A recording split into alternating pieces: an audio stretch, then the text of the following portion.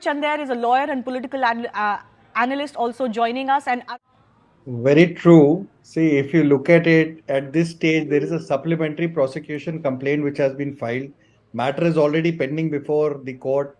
There are approvers which have come up with certain names. Police is now investigating the matter.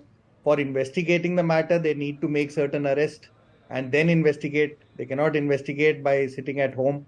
So things are already in process. And once you are arrested, you will be produced before the magistrate. You will have to give the statement before the magistrate, and it is thereafter the magistrate which will look into it whether the case is made out or not case is made out.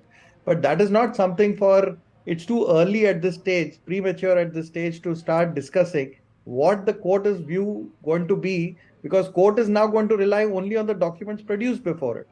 So let that stage come.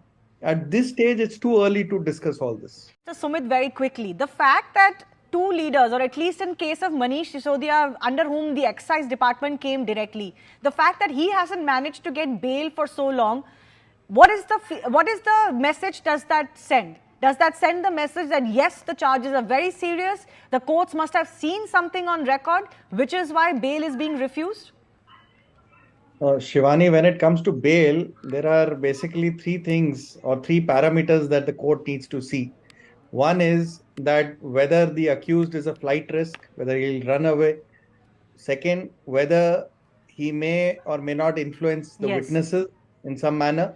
And lastly, that he would not tamper with the evidence.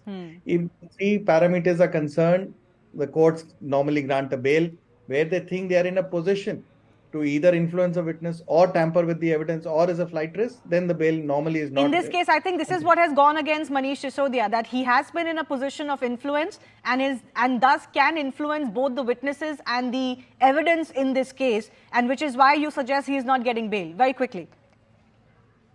This is not a suggestion, this is the law, and these are the three parameters given by the law itself, the act, and of course the landmark judgment in such PMLA matters in Vijay Mandal case versus Union of India.